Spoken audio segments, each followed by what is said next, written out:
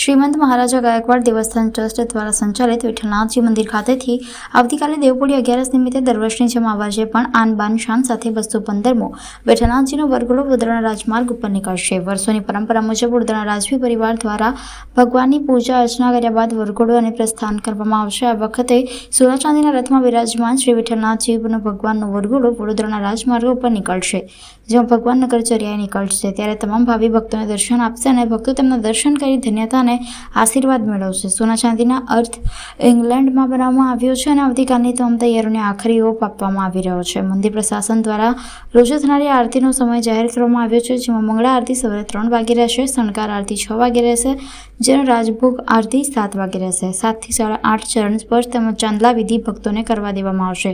ત્યારબાદ 9 વાગે વિઠ્ઠલનાથજીનો વરઘોડો વડોદરા રાજમાર્ગ પર પ્રસ્થાન કરવામાં આવશે અને 12:30 વાગે કેદારેશ્વર મહાદેવ મંદિર ખાતે પહોંચશે, જ્યાં હરિહર ભેટ થશે અને ત્યાંથી 1:30 વાગે વરઘોડો પરત નીકળી 3 વાગે નિજ મંદિરે પાછો આવશે। વરઘોડા દરમિયાન મંદિરના દર્શન ખુલ્લા રહેશે। રાત્રે 8 વાગે શયન આરતી કરવામાં આવશે।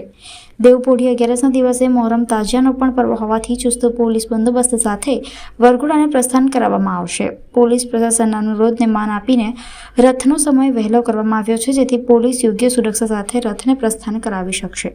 આવતીકાલે દેવપોળી એકાદશી નિમિત્તે શ્રી વિઠ્ઠલનાથજી ભગવાનનો 215મો ઐતિહાસિક વરઘોડો શહેરના રાજમાર્ગો ઉપર ભક્તોને દર્શન આપવા નીકળશે। વર્ષોની પરંપરા મુજબ ગાયકવાડ પરિવાર દ્વારા પૂજન અર્ચન આરતી કરવામાં આવે છે અને ત્યારબાદ વરઘોડાને પ્રસ્થાન કરવામાં આવે છે।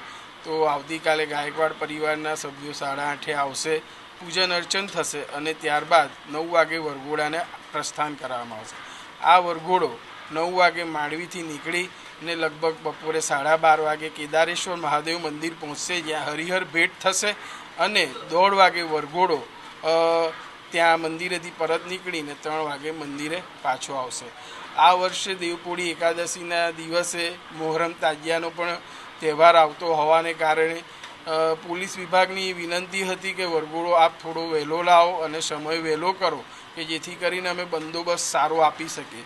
તો એમની વાતને વિનંતીને ધ્યાનમાં રાખીને આપણો વરઘોડો બપોરે આપણે 3 વાગે મંદિરમાં પરત લાવીશું, કે જેથી કરીને આગળના બંદોબસ્ત માટે તહેવાર માટે એમને વ્યવસ્થા મળી રહે।